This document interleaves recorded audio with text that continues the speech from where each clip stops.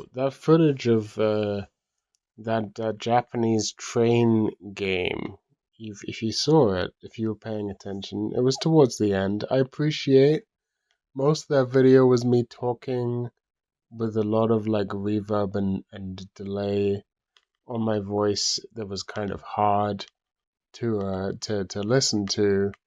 And I was really just talking about very mundane things in abstract language. So I appreciate that you may not have gone through the whole video, but if you did at the end, to not at the end, but towards the end, I there's some footage of this Japanese train simulator. It's not really a sim, it's a train game. It's actually Densha de Go 2 for the PS1, which is I believe it's a port of an arcade version.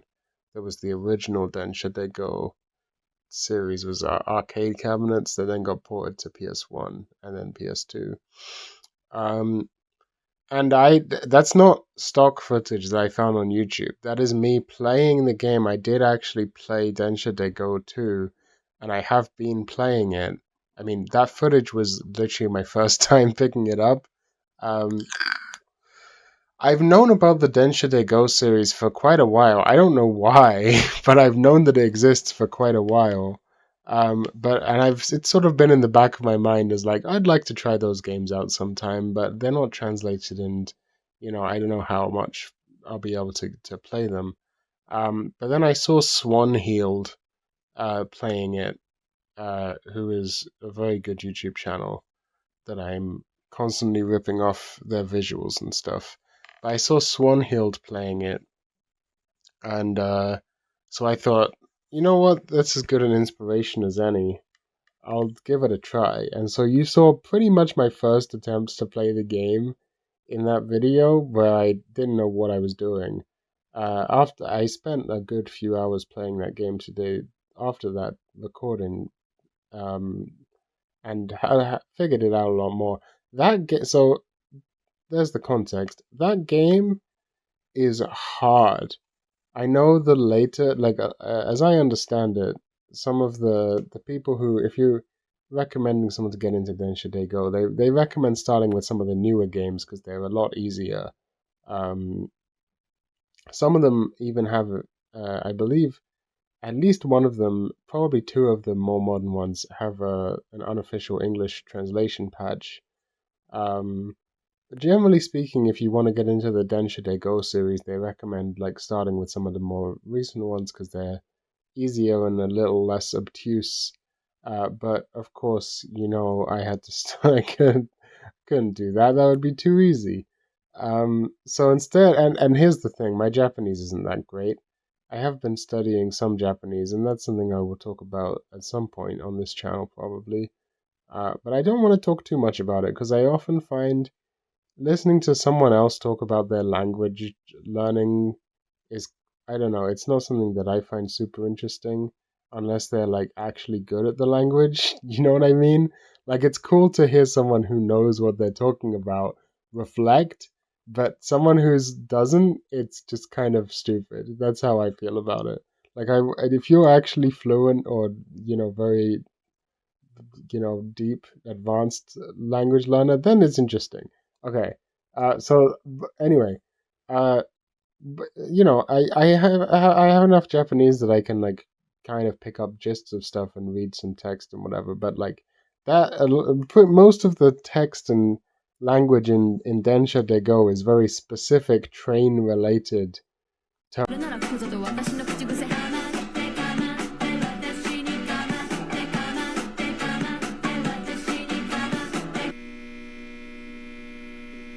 terminology, which is kind of beyond me. So, like, for the most part, I have absolutely no fucking idea what anyone's saying at any point. I can't really read anything. Uh, so it's a struggle. It's been a struggle just to like figure out how the game works, let alone actually play the game. Just added an extra layer of difficulty. And then on top of that, the game itself is very difficult. The way it works is you obviously operate a train, and the only real controls are acceleration and braking, and then a horn. That's pretty much it. And you get judged on. You have to arrive at the stations on time. So there's a timer that's constantly ticking down, and you have to arrive at the stations on time. But like while you're going there, there are various speed limits, so you have to like match the speed limits appropriately. But if you go too slowly, you'll arrive too late, and if you arrive 10 seconds late, you lose.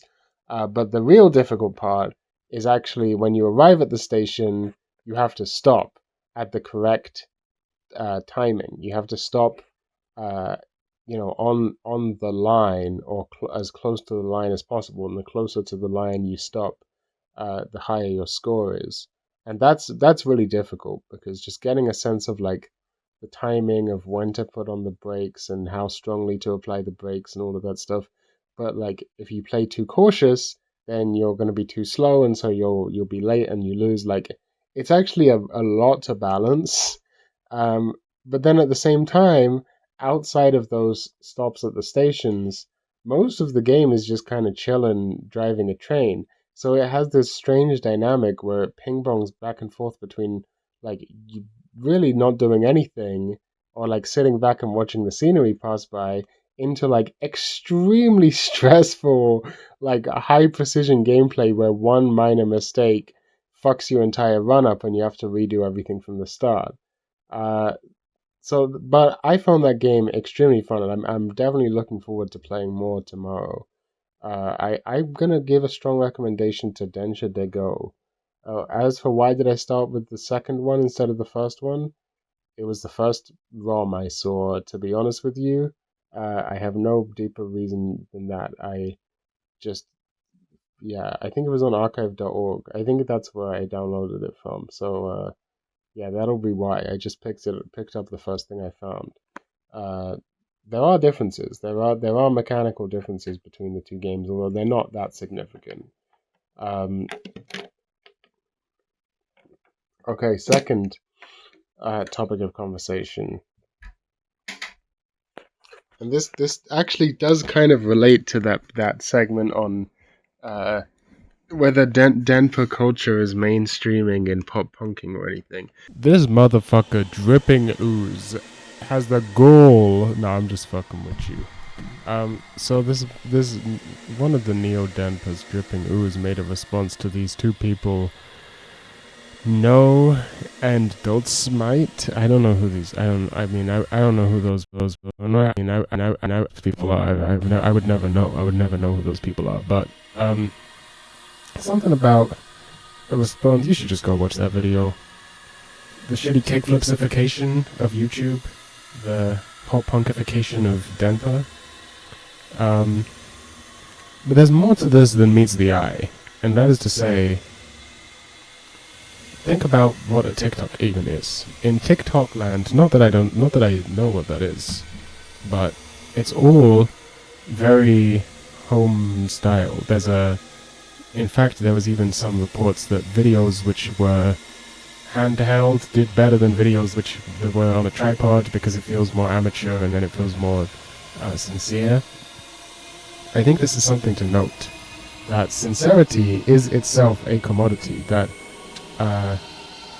in the same way that people spend extra money to buy a handmade version of something which would otherwise be mass-produced, this notion of the genuine article, a sincere, something real, given that reality has passed us by, given that it's so hard to come across reality these days, we live inside of the society of the spectacle, that anything which appears to break through that spectacle comes at a premium cost, and therefore handmade goods cost more and become their own commodity, and then mass-produced goods come to try and emulate the styles of handmade products.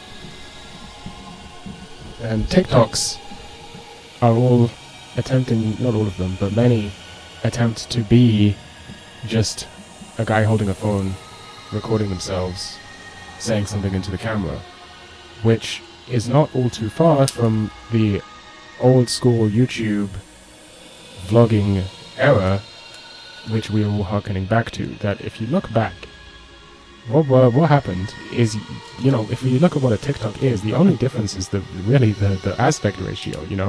Old YouTube videos used to be really short. It used to be that no one would watch a YouTube video that was longer than 5 minutes, right? And so a TikTok being short is not too dissimilar. They're also about 3 minutes, on the longer side. It's not too dissimilar. A guy, it's very much got that amateurish, anyone can upload anything and just speak your mind situation. So in that sense, much of it already has been mainstreamed. And then secondly, when it comes to the shitty kickflips specification, we got no issues with kickflips. Whoever those people are, we don't know anything about them, or we've talked and everything's chill, everything's worked out. There's no issues or mistakes, and nothing should be taken seriously. The issue that now, let's say someone named Dotesmite exists. I don't know who this person is, but let's hypothetically say. I don't want to speak for them, but everything here is just a hypothetical man to begin with, so anything I say is only hypothetical, so you shouldn't even understand that. So, hypothetically, that person would have said the issue was them not shouting out the hood. That was the issue to begin with, and that's what that person would have said to begin with. And said, I believe, publicly. But I fundamentally agree. I think we've yet to see it, and I actually am not sure we will see it. I think this future has been averted. We're yet to see it, and I don't know that we will see it. But for a while there, it looked like we might see it. But in the end, we didn't. That's what I think has happened, is that it looked like that might happen, but in the end, it didn't happen. But it sort of happened.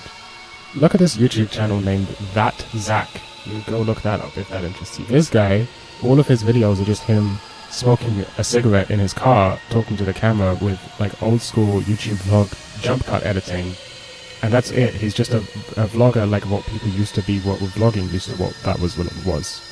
And he has 130,000 subscribers, and this is not a guy, many people, for example, the vlog brothers can get away with that because they've been in it forever. They have that nostalgia, they have that built-in audience. But like this guy only started like 6 months ago making these videos and has gained a fairly significant audience with a more stripped back down school version of school.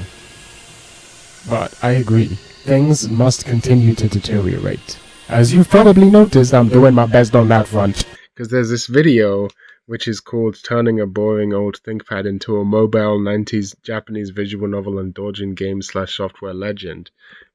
And this video has 200,000 views, and it's like a video I could have made, right? I mean, I'm pretty sure I basically have made this video multiple times. But no, the reason I bring this, and it's a fine video, it's fun. Check it out, I guess, if you're interested in watching a video like this. But no, what I actually find interesting about this video is the choice of software. So he actually ends up playing, if you skip forwards. So this, you see, anyone, if you know your visual novels, you instantly recognize this as Too Hot. But this is Kokoro Toshokan. Let's see, I fast forward a little too much. That's also still Kokoro Toshokan. Communication something. I forget exactly what it's called. This everyone should recognize as Toki Memo. So yeah, he plays Tokimeki Memorial. Then he plays Kokoro Toshokan. He plays Too Hot. There we go. There's a Too Hot girl, so you can recognize them. And then he plays this Doujin game, which I don't know about. And then he plays where was it? I saw it a second ago. He plays Canon, is what I'm getting at. Canon shows up at some point. Maybe it's earlier.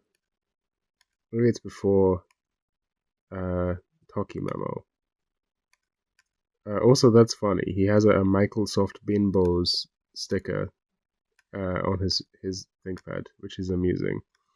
Anyway, I just found that kind of interesting because the ThinkPad is a ThinkPad R51, and the ThinkPad R51, it's kind of like a low power version of the T42, and it came out in like 2004. And it's interesting because every game, like, I mean, as it says in the title, it's 90s. Like, every game came out in the 90s. I think Kokoro Toshokan is maybe the year 2000 or like 2001 or something. I don't remember exactly when it is, but it's super. Anyway, what I mean to say is it's like it's very he's playing very very early games, right? Toki Memo is something like no, oh God, when is Toki Memo? I don't remember when Toki Memo is. Two Heart is 97. Canon is 99. He definitely does play Canon, by the way, at some point in this video. I'm skipping around and not finding it. Uh, there we go. There she is. Miyuki, whatever her name is. It's been a while since I've read Canon. Nayuki. There you go. It's literally on my screen right now. I knew I had Yuki in it. She's cute. Canon is good, and listen, I'm not knocking any of those. They're all classics. All of them are classics. I've even played one of them.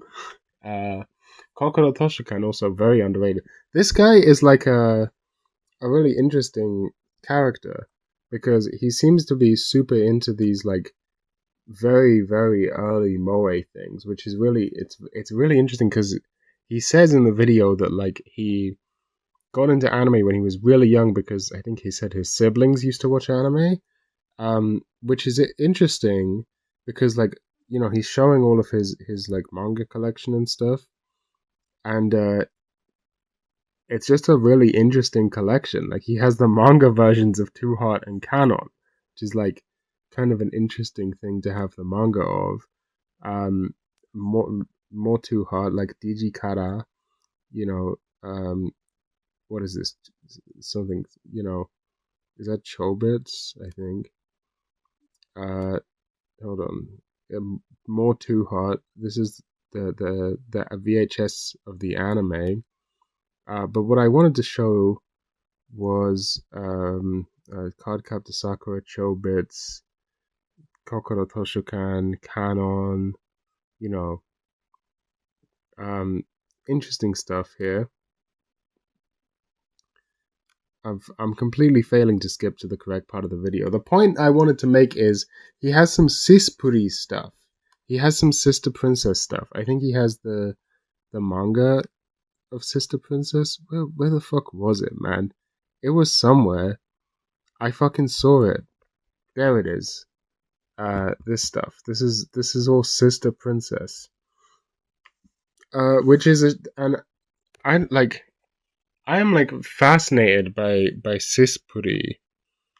Uh, anyway, it's not something. My point is, this is not like stuff that you see represented in the Western otaku sphere very frequently. The people who are into like 90s and like very early 2000s anime tend to be more into like the critically acclaimed stuff, or I mean, if they have any like bishoujo or moe focused efforts, like let's be honest here, okay? A lot of people who claim to be into like 2000s era moe stuff are just in it for the aesthetics. They're just like nostalgia slop, oh, it's like otaku core or anime core nostalgia TikTok slop stuff. Like they don't actually watch any of the stuff or whatever. Um, and I think one of the ways that this is evidenced is in the complete lack of knowledge on Sister Princess in the West, that no one has seen it, the anime, no one has played the game, no one's read the manga, because Sister Princess was a media mix. Um, and despite the fact that it was pretty damn influential in Japan, and even in Japan, it's mostly forgotten about. Like it's not a very, there are, and it's not completely forgotten about. Like they actually something interesting about Sister Princess is the characters got turned into VTubers. Like you can find on the official YouTube channel, they're all VTubers now, which is funny. Um, but no, even in Japan, some there are plenty of series from the 2000s which have retained some degree of popularity, but Sispri is not one of them, despite the fact that it was pretty influential in the otaku sphere of its day. But anyway, so I think the fact that that's not that popular goes to show that people aren't doing their research. People aren't that interested in some of the OG moe stuff, because I think Cispri is one of the earliest moe shows, um, if not the earliest, like depending on your definition. Uh, but you've seen my video, someone's video, who knows who it is, who knows who that guy is, but 好きにすればよーし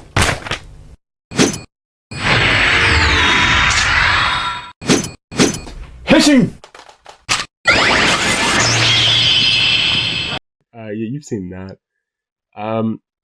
Okay, here's my real point. I forgot what it was. Oh yeah, that he's playing games that feel earlier than they need to be. He could have gone a bit later, because like there were plenty of other Bishojo games that I don't know. He went with the hits. He's playing the hits, right? All some of the biggest games of that era. But there were games that came out before 2004 that are pretty cool. And I'm not knocking him or anything. I just found his choice kind of interesting.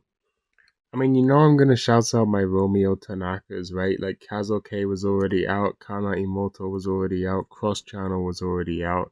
I'm also gonna shout out Da Capo. I'm always gonna shout out Da Capo. That was already out. Kimi Nozo was already out, as well as Mavlov 1. There you go. And also underrated, again, a visual novel that no one in the West really talks about, Wind, A Breath of the Heart. I haven't played it yet, but it's in my radar. This game was actually pretty fucking big in Japan at the time. It was pretty influential. Another game that got kind of memory hold. And off the top of my head, I think, didn't Shuffle come out in 2004? That's also a classic. So maybe some of those are a little bit deeper cuts, but I don't think so. I mean, Kazoke is considered one of the best games ever. I don't really know what my point is here. I'm not calling, I don't interpret me as calling this guy like, oh, I'm calling him out for being a fake otaku or anything like that. Absolutely, that's not my point. I'm just found his choices interesting or something. I don't really know what my point is actually. I don't really know.